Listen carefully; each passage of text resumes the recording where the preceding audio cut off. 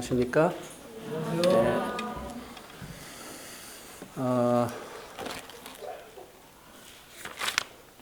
오늘 본문 말씀은 이사야서 57장 전체인데요.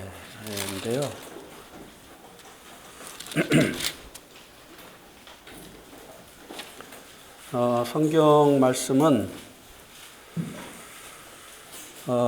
일단 1절, 2절, 3절까지 읽겠습니다. 1절, 2절, 3절까지. 우리 한번 한 목소리로 1절부터 3절까지 읽도록 하겠습니다. 시작. 의인이 죽을지라도 마음에 두는 자가 없고 진실한 이들의 거두어감을 당할지라도 깨닫는 자가 없도다. 의인들은 악한 자들 앞에서 불려가는도다. 그들은 평안에 들어갔나니 바른 길로 가는 자들은 그들의 침상에서 편히 쉬리라. 무당의 자식 간음자와 음녀의 자식들아 너희는 가까이 오라. 그 다음에 9절 말씀 보시겠습니다. 9절 같이 읽겠습니다. 시작. 내가 기름을 가지고 몰렉에게 나아가되 향품을 더하였으며 내가 또 사신을 먼 곳에 보내고 수오레까지 내려가게 하였으며 그 다음에 14절부터 18절 말씀을 보겠습니다. 18절 19절 시작. 내가 그의 길을 보았은즉 그를 고쳐줄 것이라. 그를 인도하며 그와 그를 슬퍼하는 자들에게 위로를 다시 얻게 하리라. 입술의 열매를 창조하는 자 여호와가 말하노라. 먼 데 있는 자에게든지 가까운 데 있는 자에게든지 평강이 있을지어다. 평강이 있을지어다. 내가 그를 고치리라 하셨느니라.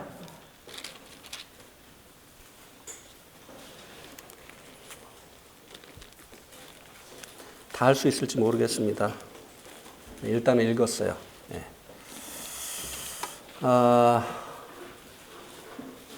오늘 이 본문 말씀을 가지고 나눌 말씀의 제목은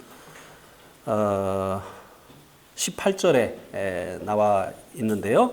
내가 그를 고쳐줄 것이라. 내가 그를 고쳐줄 것이다. 오늘 본문 말씀은 우상을 숭배하는 이스라엘을 규탄을 하고 그들을 고치시겠다고 하신 하나님의 약속에 대해서 말씀해 주고 있습니다.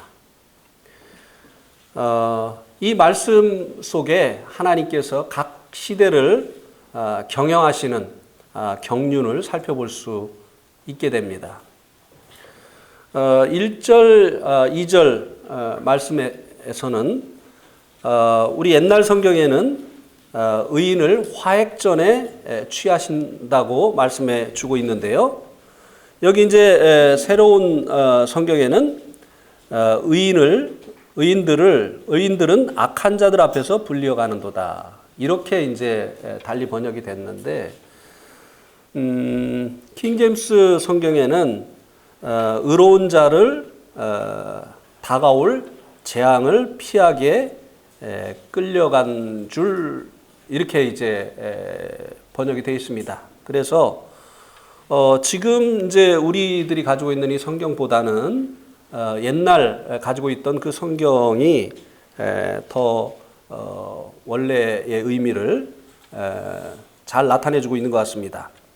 의인들을 화액전에 취하시는 하나님에 대해서 1절과 2절 말씀에서 말씀해 주고 있습니다.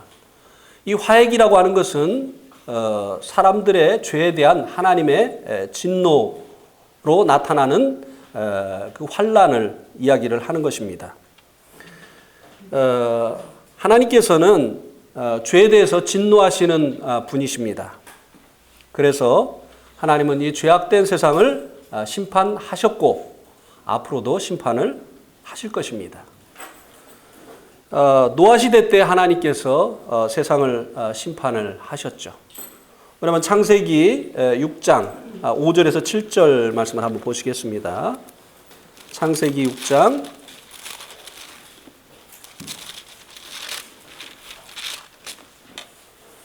5절에서 7절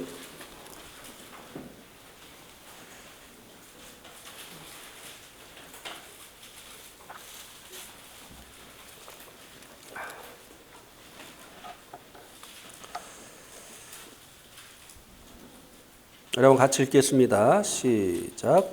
여호와께서 사람의 죄악이 세상에 가득함과 그의 마음으로 생각하는 모든 계획이 항상 악할 뿐임을 보시고 땅 위에 사람 지으셨음을 한탄하사 마음에 근심하시고 이르시되 내가 창조한 사람을 내가 지면에서 쓸어버리되 사람으로부터 가축과 기는 것과 공중의 새까지 그리하리니 이는 내가 그것들을 지었음을 한탄함이니라 하시니라. 예, 하나님께서 노아 시대 때 사람들의 그 죄악으로 인해서 세상을 물로 심판하신 것을 이 말씀이 우리들에게 보여주고 있습니다. 그 다음에 이제 롯 시대에 하나님께서 소돔과 고모라를 유황불로 심판을 하셨죠. 우리 한번 또 창세기 13장 13절을 한번 보시겠습니다. 창세기 13장 13절.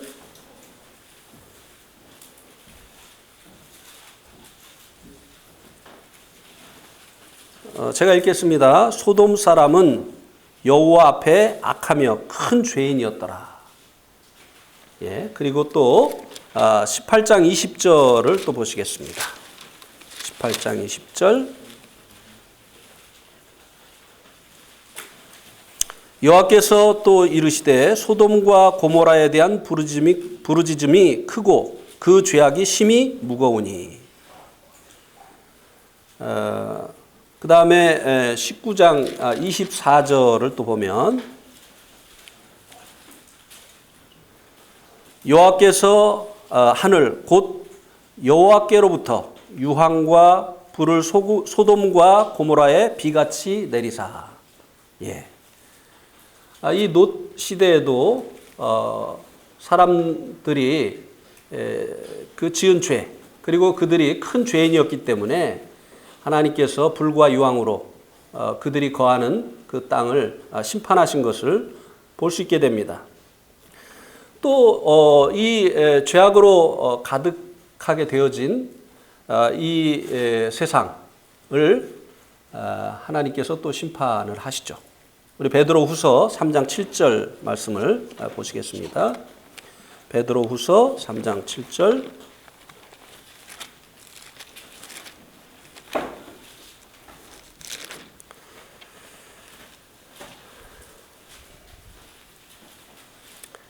베드로후서 3장 7절에 보면 이제 하늘과 땅은 그 동일한 말씀으로 불사르기 위하여 보호하신 바 되어 경건하지 아니하는 사람들의 심판과 멸망의 날까지 보존하여 두신 것이니라. 예. 이 마지막 세상도 불로 심판을 하신다고 말씀해주고 있습니다. 하나님께서는요, 죄가 눈이 아파서 보실 수 없는 분이에요. 그분은 거룩하신 분이시기 때문에, 또 그분은 의로우신 분이시기 때문에 과거에 그래서 이 죄악으로 물든 세상을 물로 심판을 하셨습니다. 또 큰 죄인들이 거하는 성인 소돔성을 불과 유황으로 심판을 하셨습니다.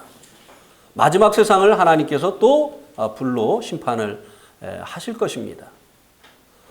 그래서 예수님께서 이제 이 땅에 다시 오시게 될 때 새벽별로 오신다고 말씀해 주고 있어요. 새벽별. 이 새벽별은 이제는 어둠이 지나간다고 하는 것을 보여주는 상징물이죠. 그러니까 예수님께서 새벽별로 오신다고 하는 이 말의 의미는 이 땅의 심판이 어둠이 크게 달했기 때문에 일어나게 되어진다고 하는 것을 보여주기도 하는 것이라고 하는 것입니다. 세상이 갈 때까지 갔기 때문에 더 이상 이 도덕적으로 타락을 해서 이제 더 이상 갈 데가 없을 정도로 이제 막다른 곳까지 갔기 때문에 하나님께서 이 세상을 심판을 하신다고 하는 것입니다. 그런데 하나님께서 이 심판 전에 항상 의인들을 취하시는 일을 하셨다고 하는 것을 또 성경이 증거해 주고 있습니다. 노아의 가족들을 노아의 방주에 들여보내신 후에 하나님께서 세상을 물로 심판을 하셨습니다. 여러분 창세기 7장 6절에서 10절 말씀을 한번 보시겠습니다. 창세기 7장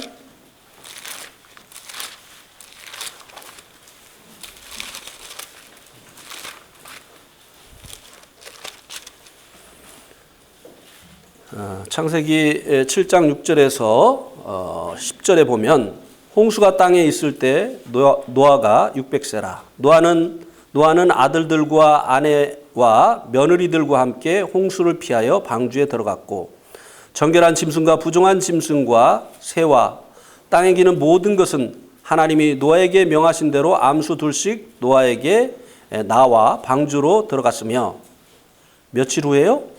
7일 후에 홍수가 땅에 덮이니. 예.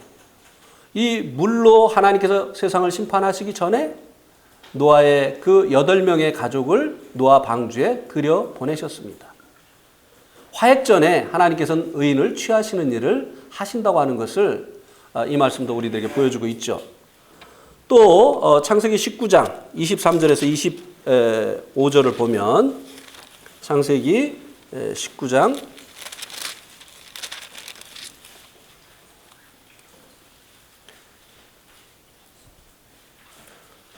19장 23절 롯이 소알에 들어갈 때 해가 돋았더라.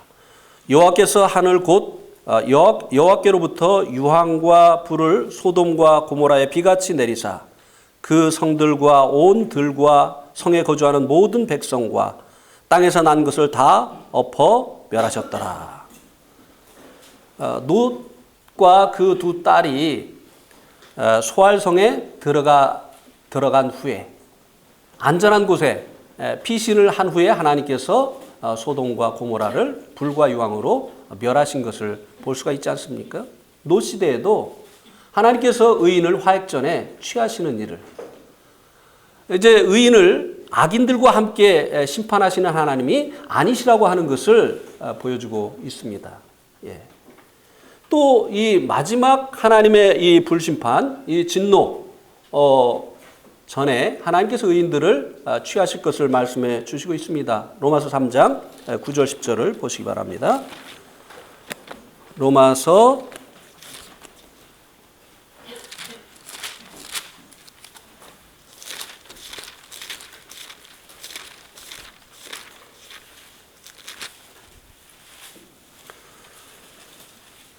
3장 9절 10절 죄송합니다. 5장 9절 10절. 예. 5장 9절 그러면 이제 우리가 그의 피로 말미암아 의롭다 하심을 받았으니 더욱 그로 말미암아 진노하심에서 구원을 받을 것이니 곧 우리가 원수 되었을 때 그의 아들의 죽으심으로 말미암아 하나님과 화목하게 되었은즉 화목하게 된 자로서는 더욱 그의 살으심으로 말미암아 구원을 받을 것이니라. 예수님의 피로 의롭다함을 받은 자들, 의인들이죠. 이 사람들은 그로 말미암아 진노하심에서 구원을 받을 것이다. 미래에 불신자들에 대해서 하나님께서 진노하시는 그날에 이제 구원받은 성도들은 이제 이 진노로부터 구원해 내실 것이다 라고 말씀해 주고 있지 않습니까? 또 데살로니가 전서 1장 10절 말씀을 보시겠습니다.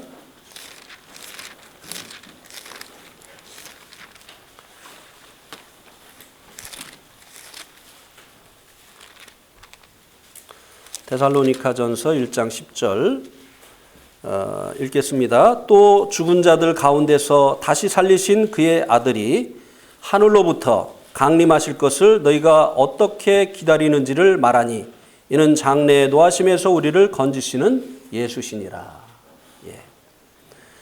예수님께서 강림하시는 그 목적이 무엇인가 하면 장래의 노하심에서 우리를 건지시는 것이라고 말씀해 주고 있습니다. 또 5장 9절을 보겠습니다. 5장 9절.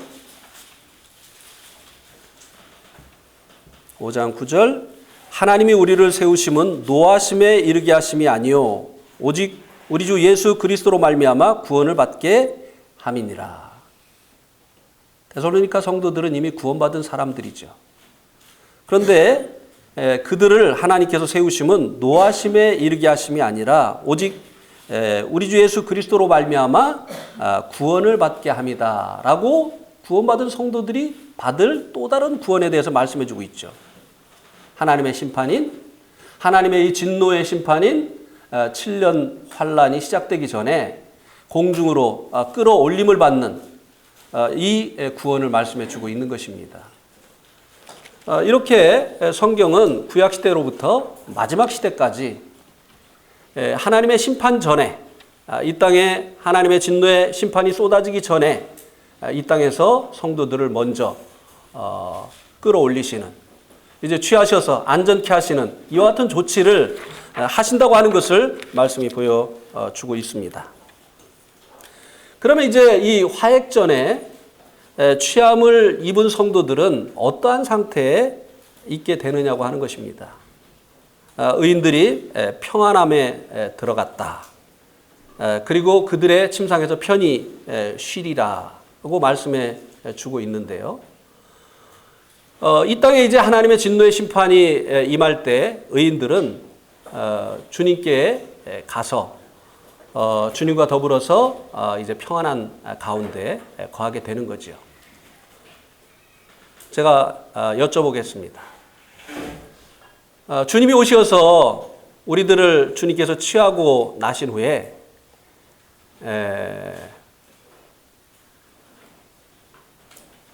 어떻게 우리들이 시간을 보내게 되겠습니까?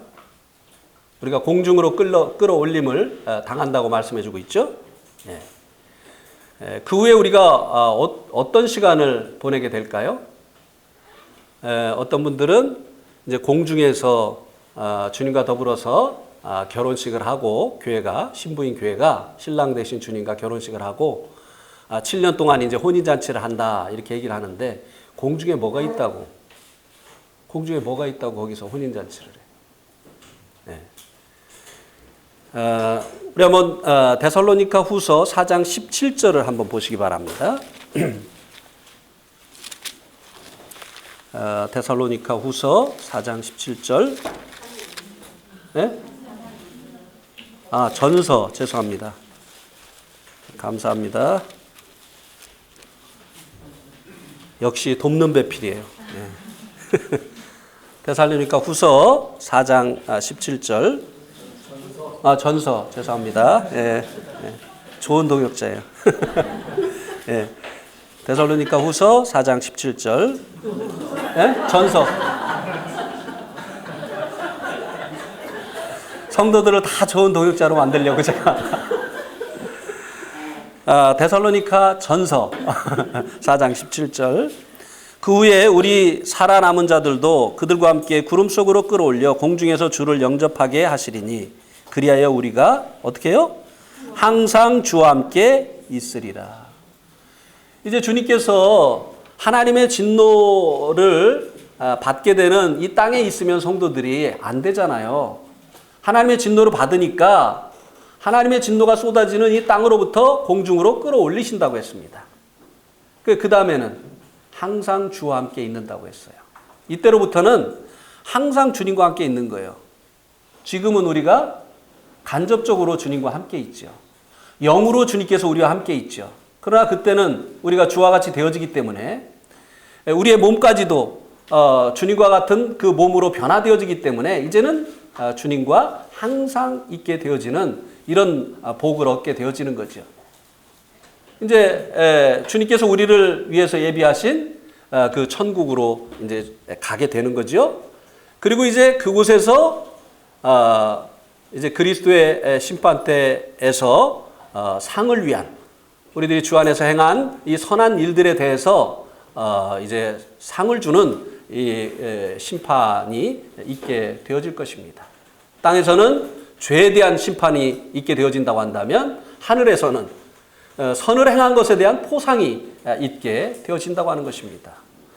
그래서 이제 주님과 함께 있기 때문에 이제 평안한 가운데 있게 되어지는 것이죠. 땅에는 평화가 없어요. 이때는 이제 모든 이제 평화가 재해지고 하나님의 그 진노만이 이제 쏟아 부어지는 그와 같은 시간이기 때문에 땅에는 환란이 있을 뿐입니다. 고통이 있을 뿐입니다. 그런데 이제 이 하나님의 진노로부터 구원받은 성도들은 주님과 더불어서 평안한 가운데 있게 되어지는 것이죠. 기쁨 가운데 있게 되어지는 것입니다. 이제 3절에서 이사야서 57장 3절에서 13절까지는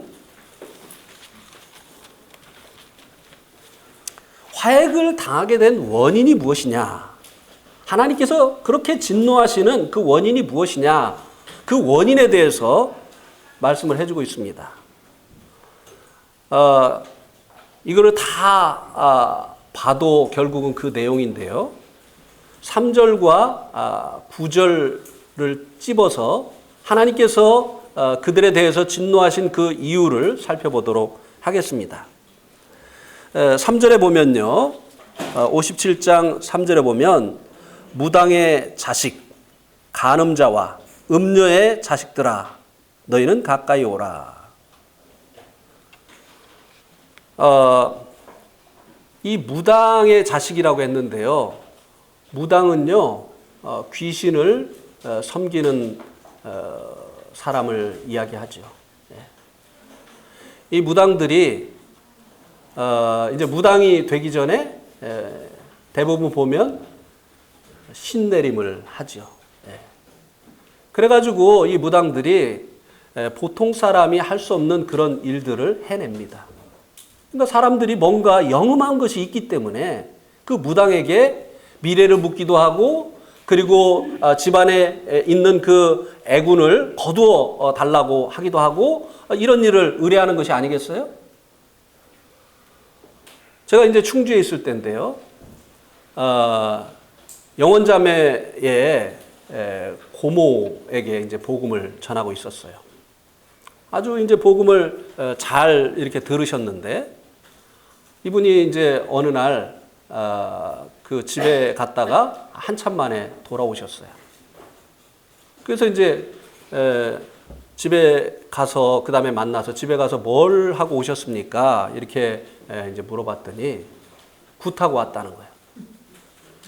그래가지고 왜 하나님 말씀 듣다가 또 가서 굿을 했느냐고 그랬더니 남편이 집안에 그 좋은 일을 위해서 굿을 하는데, 또 거기에는 우리들을 위해서 하는 것도 포함이 돼 있는데 네가 며느리가 돼가지고 돈은 못 대줘도 가서 안전히 있어야 되는 거 아니냐. 그래가지고 할 수 없이 이제 가서 그 무당 굿하는데 참여를 했다고 하는 것입니다. 근데 이분이 하는 말이, 근데요, 무당도 무시할 게 아니대요. 그렇게 얘기를 해요. 왜요? 제가 언제 무당 무시하라고 했나요? 네, 무당 무시하라고 안 했습니다. 근데 왜요? 그랬더니 이분이 하시는 말씀이, 굿을 하는데 종이로다가 사람 모양의 그 인형을 접어놓고 한참 굿을 하는데요, 그 종이가 춤을 추기 시작했다는 거예요. 자기가 깜짝 놀랐대요. 네, 이게 누가 하는 일이죠? 귀신이 하는 일이에요. 그런 일이 있으니까 사람들이 무당을 찾아가는 거예요. 기가 막히게 뭐 앉기도 전에 남편이 바람 피는 거 막 이렇게 하잖아요. 그러니까 예 하고 막 엎어져서 막 들어오지 않습니까? 네. 이 무당을 섬기는, 이것은 뭐예요? 하나님을 섬겨야 될 이스라엘 백성들이 하나님을 대신해서 이제 귀신을 섬기는 거죠. 그 다음에 이제 그들을 이제 뭐라고 이야기를 했느냐 하면, 간음자, 음녀의 자식들이라고 말씀을 해주고 있습니다. 그들을 이제 음행하는 자다, 이렇게 말씀해 주고 있는데요. 이 음행이라고 하는 것은 자기의 그 남편이나 아내를 두고 다른 사람과 잠자리를 하는 것을 말하는 거죠.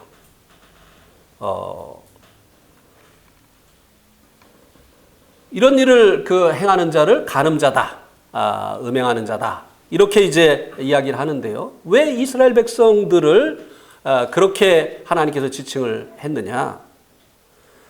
이것은 우상 숭배를 하는 그 죄를 이렇게 말씀해 주신 것입니다.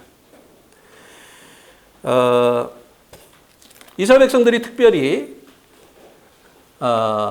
이 바알을 섬겼는데요. 우리 한번 열왕기상 16장 31절 32절을 한번 보시기 바랍니다. 열왕기상 16장 31절 32절.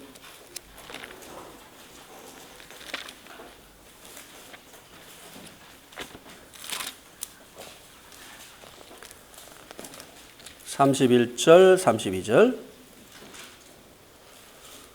느밧의 아들 여로보암의 죄를 따라 행하는 것을 오히려 가볍게 여기며 시돈 사람의 왕 옅바알의 딸 옅바알인가요? 네, 옅바알의 딸 이세벨을 아내로 삼고 가서 바알을 섬겨 예배하고 사마리아에 건축한 바알의 신전 안에 바알을 위하여 제단을 쌓았으며, 이 바알은요 시돈 사람들이 섬기는 우상이었습니다. 신이었어요. 이 바알이라고 하는 말은 주인이라고 하는 뜻이에요. 시돈 사람들이 자기들의 하나님으로 섬기던 신이 바로 이 바알이었습니다. 그런데 이 시돈 왕인 옅바알의 딸, 시돈 공주인 이세벨이 이스라엘의 왕인, 북이스라엘 왕인 아합과 결혼을 하면서 이 바알을 가지고 들여온 거예요. 이세벨에 의해서. 그래서 이스라엘 사람들이 그 신전을 만들고 이제 그 바알을 섬기는 이런 일을 하게 됐습니다. 이 바알은요 다산의 신이고 풍요의 신입니다. 그래서 이 신으로 말미암아 많은 자녀를 얻기를 원하고 그리고 풍요를 얻기를 원해서 이제 이 바알을 섬기는 이 신자들이 신과 결합하는 행위를 합니다. 그런데 이 바알 신은 우상이잖아요. 그러니까 우상과 결합할 수가 없으니까 이 우상 신전에서 이제 그 종사하고 있는 여사제들, 이제 창녀지요. 이들과 이제 결합을 하는 행위를 하게 됩니다. 바알로부터 이 다산의 복을 받기 위해서 또 이 풍요의 복을 받기 위해서 바알과 결합하는 일을 하게 되는데 그것을 위해서 거기에 있는 이 여사제들과 결합을 하게 되는 이런 일을 하게 돼요. 그래서 이 간음을 하는 것이죠. 음행을 하는 것이죠. 이것이 이제 신을 섬기는 행위고 복을 받는 것이라고 이야기를 하지만 하나님은 그것을 간음하는 것이다. 음행하는 것이다. 이렇게 이제 말씀을 해주고 있습니다. 그리고 이스라엘 백성들은 하나님께 택함을 받고 사랑을 받은 백성입니다.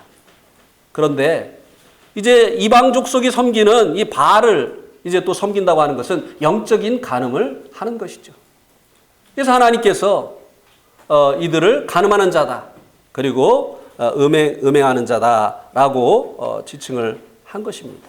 이것이 하나님께서 이제 이 이스라엘 백성을 향해서 진노하시게 된 원인이다라고 하는 것을 말씀해 주고 있습니다. 우리는 이 말씀을 통해서 교훈을 받아야 됩니다.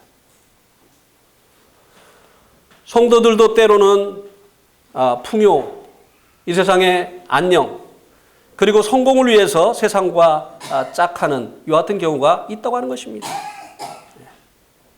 이것을 성경은 영적인 간음이라고 말씀해 주고 있습니다. 우리 한번 야고보서 4장 4절을 한번 보시기 바랍니다. 야고보서 4장 4절.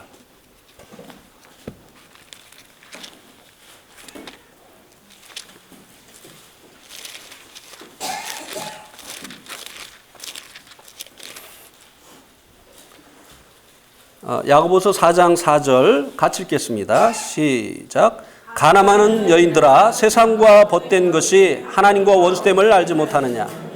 그런즉 누구든지 세상과 벗되고자 하는 자는 스스로 하나님과 원수되는 것이니라. 예. 여기 보니까 가늠하는 여인들아 세상과 벗되는 것이 하나님과 원수됨을 알지 못하느냐. 세상과 짝하는 것이 영적인 간음하는 것이고 이것이 결국은 하나님과 원수가 되는 것이다 라고 말씀을 해주고 있습니다. 실제적으로 이제 성도들이 결혼을 할 때 주님 안에서 해야 되는데 주님께서 이제 믿지 않는 자와 멍에를 매지 말라고 했잖아요. 그런데 믿는 자들 가운데는 자기가 보기에 자기와 어울리는 사람이 없어요. 왜? 세상 지위, 학력, 그리고 직업 이런 것만 보니까. 그래서 결국은 이제 이런 것들만 보고 이제 결혼을 불신자와 하게 되는 이런 경우가 있는데요. 이것이 또 하나의 성도들이 하는 영적인 간음이라고 하는 것입니다. 세상과 짝하는 것. 세상의 그 풍요를 얻기 위해서, 세상으로부터 성공하기 위해서 이제 세상과 짝해서는 안 되는, 하나님과 원수가 되기 때문에 짝해서는 안 되는 이 세상과 짝하는 이것이 바로 영적인 또 간음이 된다고 하는 것입니다. 때로는 어떤 성도들은 단지 돈 버는 일만 생각을 하고 성도가 손을 대서는 안 되는 이런 일에 손을 대는 것을 볼 수가 있습니다. 돈이 된다고 해서 성도가 모든 일을 할 수 있는 것은 아닙니다. 세상 사람들은 할 수 있다 할지라도 성도는 해서는 안 되는 이런 일들이 있는 거죠. 그렇습니까? 안 그렇습니까? 뭐 세상 사람들이 하는 일 성도가 다 할 수 있는 거예요? 아니잖아요. 성도가 술집을 할 수 있습니까? 성도가 뭐 노래방 막 2차 나가고 이렇게 하는 이런 노래방을 할 수가 있습니까? 그런데 실제적으로 돈이 되니까 그런 일을 하는 성도가 있었습니다. 그러니 정상적인 신앙생활을 할 수 있을까요? 양심의 가책이 오잖아요. 하나 앞에 나올 수가 없잖아요. 그러니까 점점 멀어지는 것이죠. 예. 네팔의 그 더먹이라고 하는 지역에 지난번에 제가 사진까지 이렇게 올려서 보여드렸습니다만 자매님 한 분이 구원을 받고 술집을 했어요. 그러니 모임생활을 할 수가 없죠. 2년을 넘도록 모임생활을 하지 못했어요. 그런데 작년에 저희들이 방문을 해서 현재 주님이 중요하다. 과거에 우리를 구원해 주신 그 주님으로 인해서 현재 주님과 동행하는 삶을 살아야 된다. 지금 현재, 과거에 구원을 받았는데 현재 그 주님과 어떻게 하고 있느냐? 이 말씀을 집중적으로 전했어요. 자매가 마음을 고쳐먹었어요. 그래가지고 이제 술집을 그만두게 됐죠. 그래서 형제들이 가가지고 그 술집 그 룸을 만들어 놓은 그 구조물들을 가서 그냥 신이 나가지고 다 때려 부수고 그리고 찻집으로 바꿨습니다. 뭐 신앙생활 잘하잖아요. 그저 세상의 풍요를 얻기 위해서 이스라엘 백성들이 바알과 결합하면 다산의 신, 풍요의 신을 통해서 자기들도 많은 자녀를 얻고 그리고 풍요로움을 얻을 것이라고 생각하고 바알과 결합을 했잖아요. 영적인 음행을 했잖아요. 이것처럼 오늘날 성도들도 어떤 세상의 부와 명예를 얻기 위해서 짝해서는 안 되는 세상과 짝하게 되어지는 또 해서는 안 되는 이 같은 일에 손을 대는 이 같은 일들이 있다고 하는 것입니다. 또 어떤 분들은 정치적으로 성공하기 위해서 모임을 떠나는 이런 분들도 보았습니다. 이 교회가 자기의 그 입신 양명에 방해가 된다고 생각하니까 버리고 떠나는 그런 모습을 보았습니다. 교회도 마찬가지죠. 교회가 부흥을 하려면 교회가 부흥하는 일은 성도들이 회복되는 일이잖아요. 그리고 또 영혼들이 구원받아서 더해지는 일을 통해서 교회가 부흥하는 거 아니겠습니까? 세상에 포로됐던 이 성도들이 주님께 돌아오고 그리고 이제 마귀에게 속해 있던 영혼들이 주님 안으로 돌아오는 이런 구원의 역사가 일어나게 될 때 하나님께서 이런 일들이 이루어 주실 때 교회에 부흥이 일어나는 거잖아요. 그래서 그런 일들을 하나님이 이루시도록 하나님이 일하실 수 없게 하는 우리들이 죄를 버리고 그리고 하나님께서 그 일을 하시도록 기도하고 그리고 복음을 전하고 또 성도들에게 말씀을 가르치고 하는 이런 일들을 해야 되는 거 아닙니까? 그런데 그저 교회의 숫자를 늘리는 것이 교회 사람의 그 숫자를 늘리는 것이 부흥이라고 생각을 하고 이 수단과 방법을 가리지 않는 이와 같은 것이 또 바알과 결합하는 이와 같은 일이라고 말씀을 드릴 수 있습니다. 세상에 유명한 사람들을 불러다가 소위 간증 집회라고 하는 것을 해서 많은 사람들을 불러 모으는 이런 일을 하죠. 그리고 교회에 이제 사람들을 끌어 모으기 위해서 병고침, 투시 이런 이제 그 능력을 행한다고 하면서 사람들을 이제 끌어 모으기도 하는데, 근데 그게 성령님의 그 능력으로 말미암는 일이라고 한다면 얼마나 다양한 일이겠습니까? 그런데 한 형제가 구원받기 전에 부흥사가 되려고 부흥사들에게 조언을 받아가지고 훈련을 받았는데, 그 중에 하나가 마인드 컨트롤을 배우는 것이었어요. 학원에 가지고 이 마인드 컨트롤을 계속 배우다 보니까 오늘날 부흥사들이 하고 있는 그런 일들이 여기에서 비롯된 것이구나 하는 것을 알게 됐어요. 이거 계속 이것을 훈련을 하면 그 형제의 말로 최고의 이제 단계에 이르면 알파 상태에 들어간대요. 그러면은 방언도 하고 그런 상태에 들어가면 사람의 마음을 꿰뚫어 보기도 하고 이런 일들이 일어난다고 하는 것입니다. 성령님으로 하는 게 아니라는 거. 그러니까 교회의 사람들을 끌어모으기 위해서 세상에 경영학도 도입하고 또 마인드 컨트롤도 하고 그리고 유명한 세상의 연예인들도 사용을 하고 수단과 방법을 가리지 않는데, 이것이 바알과 결합한 이스라엘의 그 모습과 뭐가 다르냐고 하는 것이에요. 하나님께서 하시도록, 하나님께서 영혼을 구원하시고 하나님께서 영혼으로 회복하시는 이와 같은 일을 하시도록 죄를 버리고 하나님 앞에 기도하고 복음 전하고 하나님의 말씀을 가르치고 이렇게 해야 되는 것이 아니겠습니까?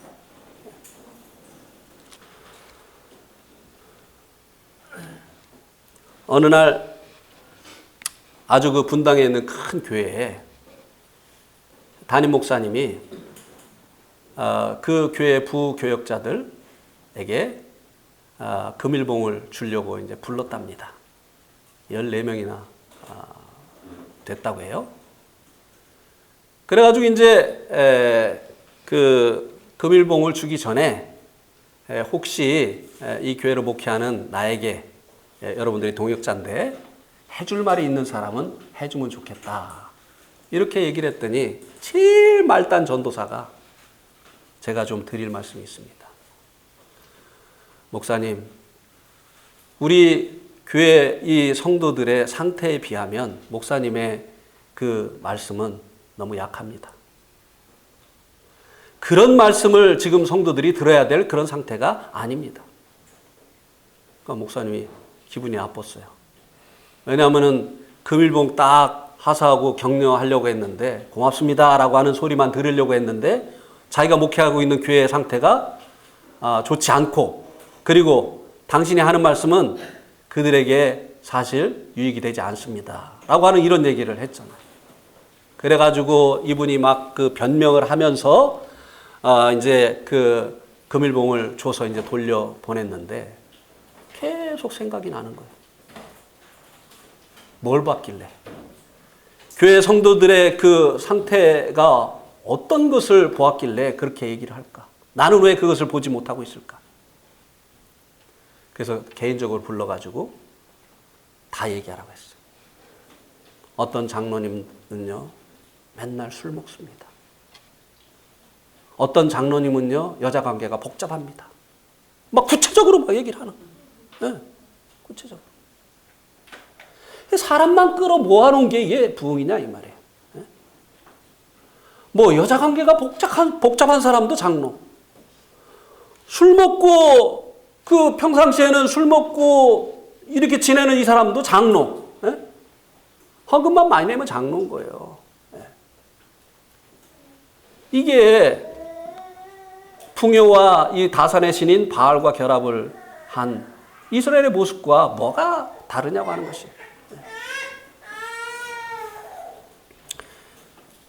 이것이 이제 하나님께서 이스라엘 백성들에게 진노한 첫 번째 그 이유죠. 그들 자신의 문제였어요. 그 다음에 이제 9절에 보면, 아까 우리가 이제 9절 말씀을 읽었는데요.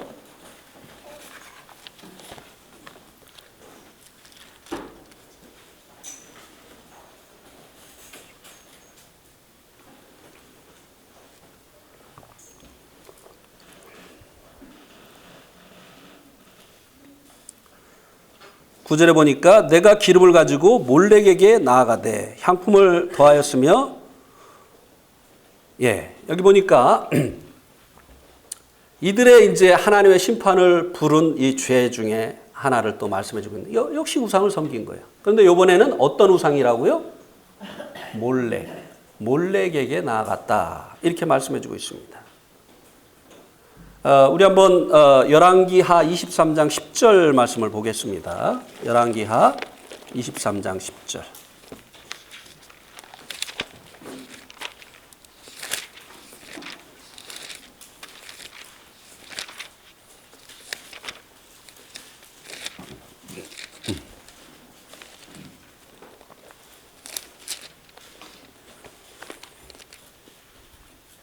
열왕기하 23장 10절.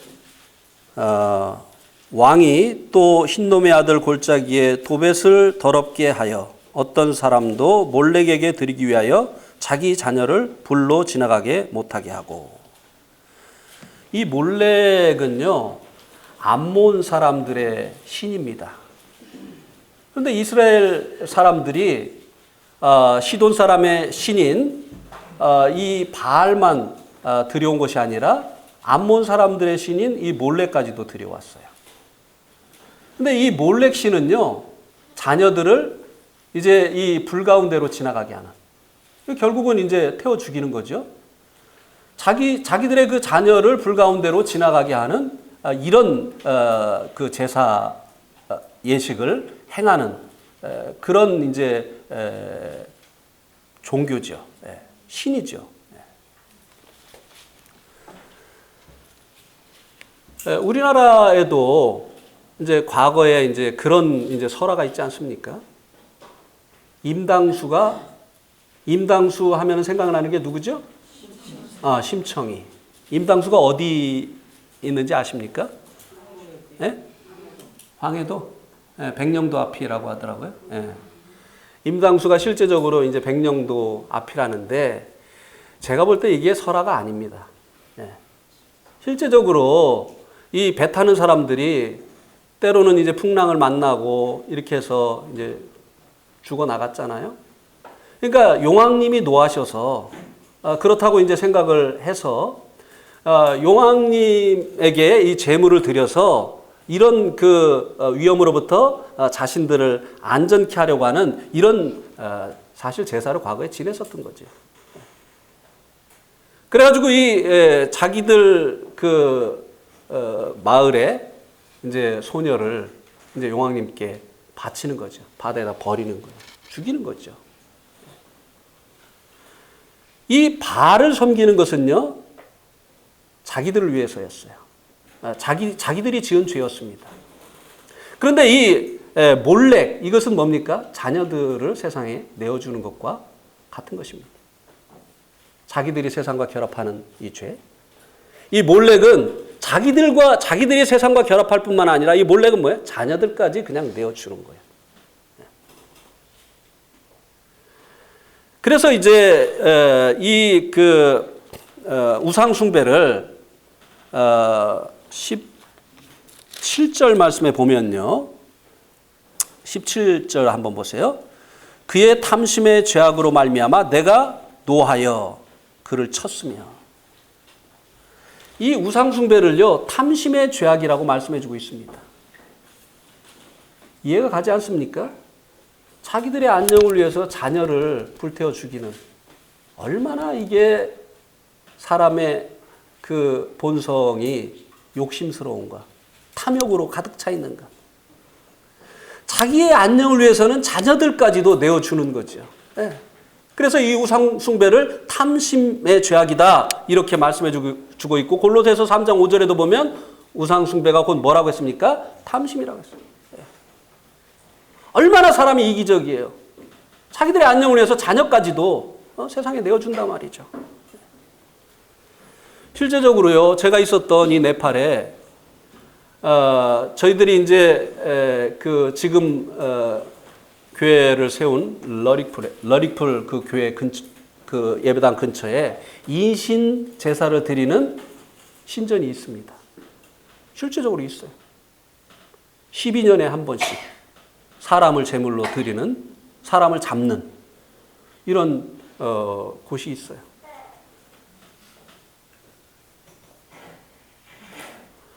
그래서 이제 우리가 있을 때 한 번 두 번 그거를 이제 지났는데요. 첫 번째는 이제 그 간지 얼마 되지 않았기 때문에 우리가 이제 자세히 그것을 이제 보지 못했는데, 두 번째는 우리가 간지 오래됐을 때 있었기 때문에 자세히 봤습니다. 한 달 전부터 동네에 방이 붙어요. 이 기간 동안에는 음주 가무를 하지 마라. 그 기간 동안에는요, 그 인신제사가 드려지기 전 한 달 전에는요, 동네에서 노래하고 악기 치고 또 술 먹고 이렇게 하는 것을 금합니다. 그리고 외부에서 손님을 들이지 마라. 여러 가지 그 방 내용에 이런 것들이 있는데, 그 다음에 마지막에 뭐냐면은 이것을 어겨서 발생하는 일은 아무도 책임지지 않는다. 누가 희생당할지 모르는 거예요. 재물이 누가 될지 모르는 거예요. 그러면 이제 거기에 그 신전에 가운데 이제 마당이 있습니다. 마당에다가 생나무로, 소나무로 이제 그 초막 같은 걸 져요. 그 소나무로.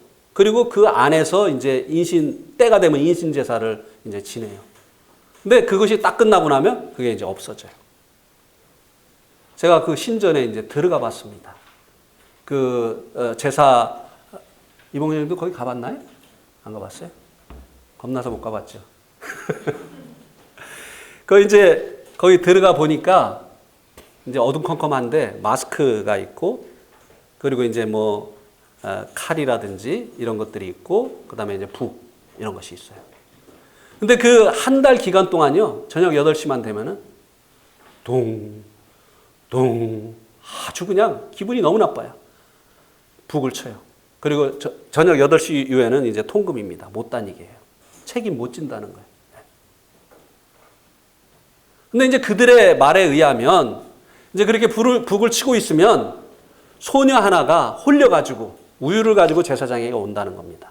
그럼 그 소녀가 제물이 된대요. 근데 그건 아닌 것 같아요. 옛날에는 영음해가지고 제사장들이 영음해서 그런 일들이 실제적으로 일어났는지 모르겠는데, 집 없는 이런 그 아이들이 희생이 되는 것 같아요. 어쨌든 사람들이 이렇게 악해요. 자기 그 동네의 안녕을 위해서, 어떤 가을에 풍요로운 그 수확을 거두기 위해서 이렇게 풍요의 신이라든지 이런 신에게 사람까지도, 자기들의 자녀까지도 제물로 내어주는 이런 일들이 일어납니다. 그래서 실제적으로 한국 KBS에서 연락이 왔어요. 이 얘기를 듣고 촬영하겠다고. 그러니까 이제 그 동네, 한국 사람 중에 그 동네에 대해서 가장 잘 아는 사람은 저거든요. 그러니까 이제 그 KBS에서 연락을 받은 그분이 저에게 이제 KBS에서 촬영을 오려고 하는데 그것에 대해서 얘기를 해주고 안내를 해줄 수 있느냐? 그래서 제가 오지 말라고 했어요. 왜냐하면 확인을 못 해봤는데. 그리고 옛날에 AP에서도 와가지고 그것을 촬영하려고 했는데 참 기가 막힌 일이 일어났어요. 그 마당 주위에 이렇게 집들이 이렇게 둘러싸여 있습니다. 그래서 AP 기자가 거기에 이제 머물면서 그 장면을 찍으려고 계속 거기에 있었는데 어느 날 저녁을 먹었는데 잠들어 버린 거예요. 아침에 일어나니까 끝난 거예요. 그러니까 이 사람들이 그 밥에다가 뭔가 이제 집어넣은 거겠죠. 그래서 이제 뭐 실제적인 얘기를 많이 들었어요. 제사장이 누군 줄 안다. 뭐 제사장들이 어떻게 한다. 이런 얘기, 여기서 말하기 어려운 그런 얘기까지 실제적인 얘기를 많이 들었어요. 심지어는 인육을 먹는다고 하는 그런 이야기까지 이제 들었죠. 이렇게 이제 악한, 자기들을 위해서 자녀까지 불태워 죽이는 이런 악한 이 죄악 때문에 하나님께서 그들에게 진노하셨다고 하는 것을 말씀이 증거해 주고 있습니다. 오늘날 성도들은 어떠한가요? 성도들은 자녀들을 세상에 내어주고 있지 않나요? 성도들 자신이 세상과 이 짝할 뿐만 아니라 성도들이 자녀들을 또 세상에 내어주는 이런 일들을 하고 있는 것은 아니냐고 하는 것이. 세상적으로는 부족함이 없는 사람이 되게 하기 위해서 아이들에게 참 온갖 정성을 다 쏟죠. 많은 것들을 배우게 합니다. 뭐 어떤 과목이 부족하다고 하면 과외도 시키고, 또 과외만 시켜서 되겠습니까? 피아노도 치게 하고, 또 피아노만 쳐서 되겠습니까?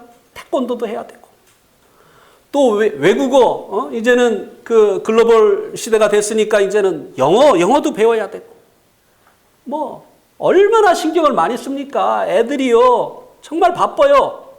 그런데 애들의 구원을 위해서 기도 제목이 나오질 않아요. 애들 붙들고 성경을 가르치느냐 이 말이에요. 예?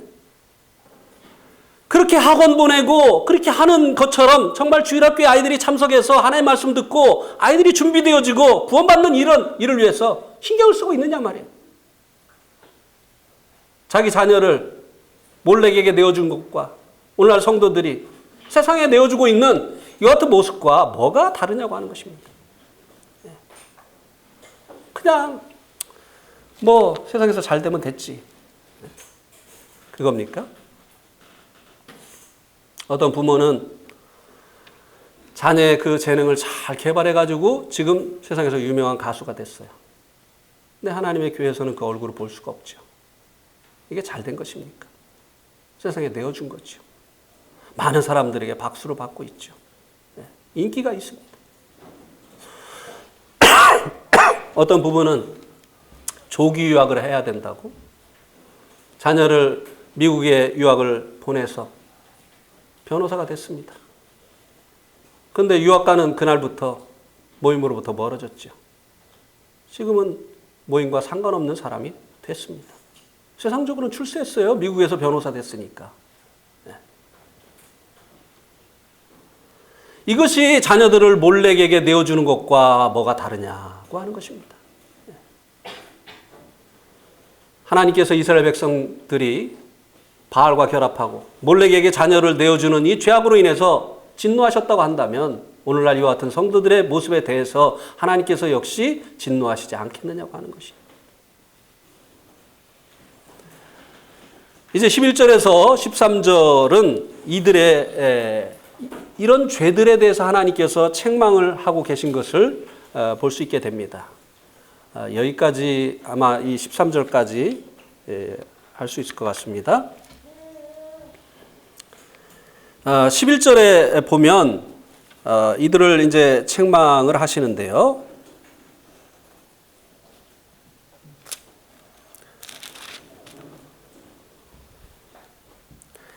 내가 누구를 두려워하며 누구로 말미암아 놀랍기에 거짓을 말하며 나를 생각하지 아니하며 이를 마음에 두지 아니하였느냐. 내가 나를 경외하지 아니함은 내가 오랫동안 잠잠했기 때문이 아니냐. 하나님께서 특별히요 하나님을 경외하지 않는 부분에 대해서 지금 책망을 하고 계십니다. 그들의 문제가 사실은 하나님을 두려워하지 않은 데서 생긴 것입니다. 하나님의 사랑, 하나님의 은혜는 너무나 잘 알고 있어요. 그런데 하나님이 얼마나 두려운 분인지는 모르고 있는 거예요. 그러니까 하나님 앞에서 이런 일을 하죠. 자, 자기 남편이 두려운 것을 알면 다른 남자와 잠자리를 하겠습니까? 우습게 하니까. 남편을 우습게 하니까 그렇게 하는 거 아니겠어요? 하나님이 정말 두려운 줄 안다고 한다면 어떻게 이 영적인 간음을 할 수 있겠느냐고 하는 것이에요. 하나님이라고 하는 남편을 두고 어떻게 다른 남편과 결합을 할 수 있느냐고 하는 것이에요. 하나님에 대한 두려움이 없기 때문에 그렇게 하는 것이에요. 하나님께서 그것을 이제 지적하고 있는 것을 볼 수 있게 됩니다. 왜 그러면 이들이 하나님을 두려워하지 않았다고 말씀해주고 있습니까? 하나님께서 오랫동안 잠잠하셨기 때문에. 죄 질 때마다 이 우상하고 결합할 때마다 하늘에서 불을 내리셨더라면 얼마나 겁내했겠습니까? 하나님을 얼마나 경외했겠어요? 하나님 얼마나 두려웠겠어요? 근데 하나님께서 오랫동안 잠잠하시고 계시니까 이래도 되나 보다. 하나님 아무것도 아니네.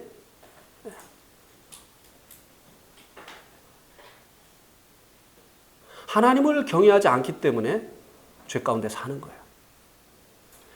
그리고 이 하나님을 경외하지 않는 이 사람들의 그 특징 한 가지를 말씀해 주고 있는데요. 그게 뭔가 하면은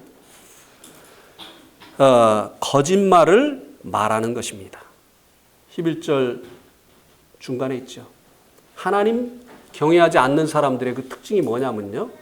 거짓말하는 거예요. 거짓말은 뭐예요? 속이는 거잖아요.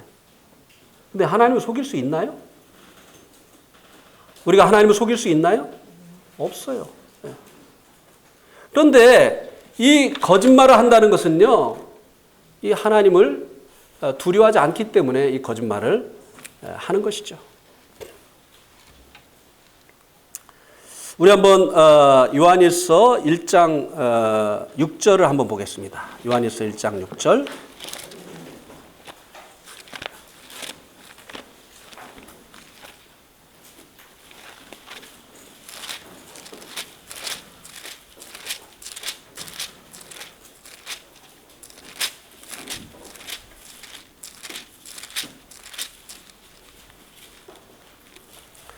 요한일서 1장 6절 같이 한번 읽겠습니다. 시작. 만일 우리가 하나님과 사귐이 있다고 어둠에 행하면 거짓말하고 진리를 행하지 아니함이거니와.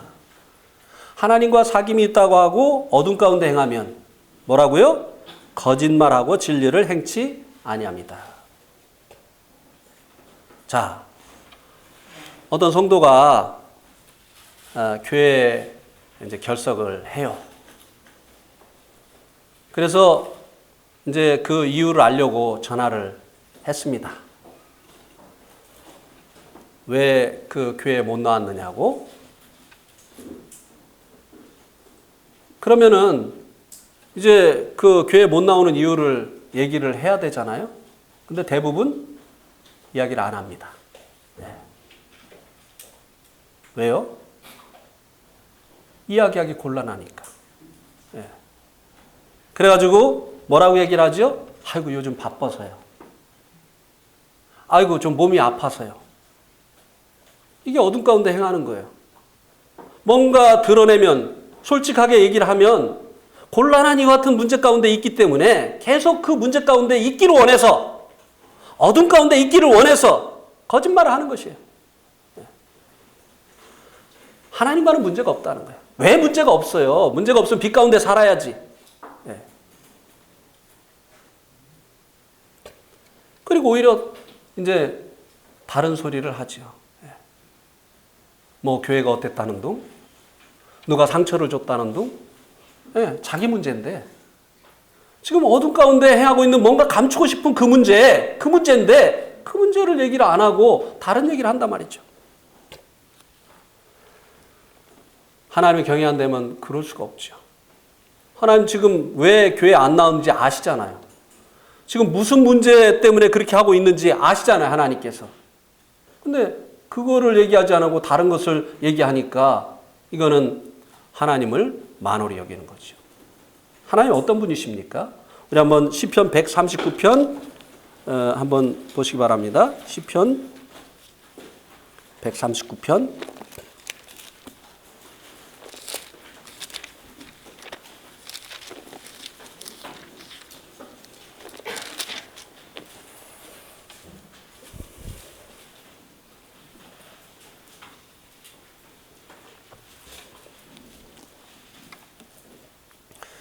여호와여 주께서 나를 살펴보셨으므로 나를 아시나이다. 주께서 내가 앉고 일어섬을 아시고 멀리서도 나의 생각을 밝히 아시오며 나의 모든 길과 내가 눕는 것을 살펴보셨으므로 나의 모든 행위를 익히 아시오니 여호와여 내 혀의 말을 알지 못하시는 것이 하나도 없으시니이다. 주께서 나의 앞뒤를 둘러싸시고 내게 안수하셨나이다. 8절도 보면 내가 하늘에 올라갈지라도 거기 계시며 수월에 내 자리를 펼지라도 거기 계시니이다. 내가 새벽 날개를 치며 바다 끝에 가서 거주할지라도 거기서도 주의 손이 나를 인도하시며 주의 오른손이 나를 붙드시리이다. 하나님 피할 수가 없어요. 하나님께는 감출 수도 없습니다. 하나님은 안 계신 곳이 없어요. 하나님 심지어는 우리의 마음까지도 멀리서 꿰뚫어 보시는 분이라고 하는 것입니다. 그런데 이 하나님을 경외하지 않는 이 사람들의 특징이 뭔가 하면 이 거짓말을 한다는 것이에요. 그러니까 문제가 해결이 안 돼요. 문제가 해결되려면 의사 앞에 와서 자기의 문제를 얘기를 해야 되잖아요. 왜 이래요? 나 아픈 데 없어요. 이렇게 하면 의사가 어떻게 그를 치료해 줄 수 있겠어요? 나 여기 아파요. 나 이런 문제가 있어요. 그렇게 그 문제를 내려놓게 될 때 치료를 받을 수 있고 회복될 수 있는 것이 아니겠습니까? 하나님께서 이 부분을 이제 책망을 하고 계신 거예요. 너희들이 이 거짓을 말하는 것은 나를 경외하지 않기 때문이다. 너희들이 나를 경외하지 않는 것은 내가 그동안 잠잠했기 때문이다. 너희들이 잘못할 때마다 내가 그때그때 징계를 했더라면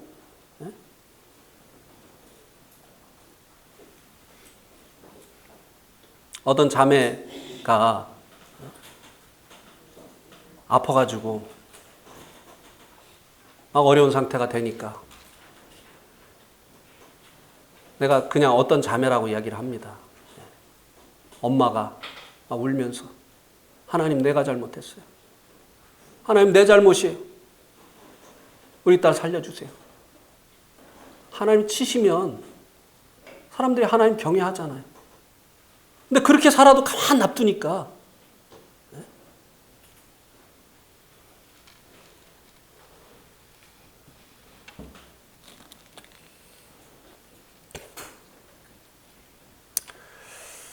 그 다음에 이제 한 가지 하나님께서 책망하시고 있는 것이 또 있는데요. 요거까지 말씀을 드리겠습니다. 4절 말씀 보세요. 4절 이사야서 57장 4절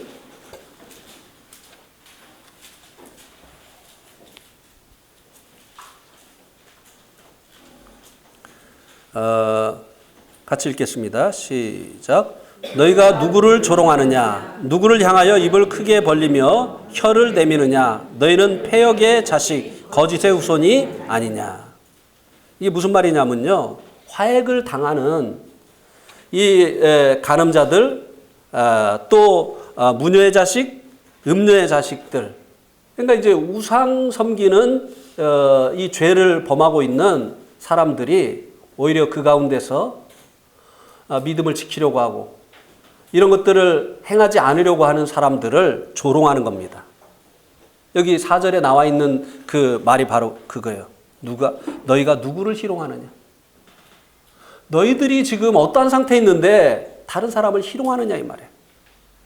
화액전에 취함을 얻게 되어질 이 의로운 성도들을 화액을 당할 사람들이 희롱을 한다는 것입니다.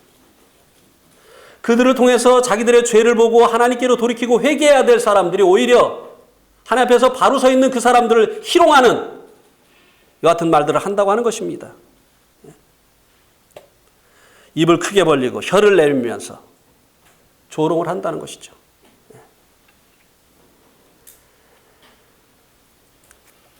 이 하나님을 경외하지 않는 이 성도들의 특징 중에 하나예요. 하나님을 두려워하지 않는 사람들은요, 오히려 바로 서 있는 성도들을 조롱합니다. 그들을 통해서 교훈받고 돌이키고 이렇게 하지 않고요, 그들을 조롱합니다. 앞뒤가 꽉 막혔어. 어떻게 말씀만 가지고 살아? 사람이 유도리가 없어. 너무 맑은 물에는 고기가 안 산대. 조롱하는 말이죠, 이게. 자기가 잘 살고 있다는 거죠. 오히려 주님 안에서 잘 사는 성도들이 문제가 있다는 거죠. 하나님께서 이것을 책망하시는 거예요. 여기까지만 하면은 참 그 말씀이 그랜데 시간이.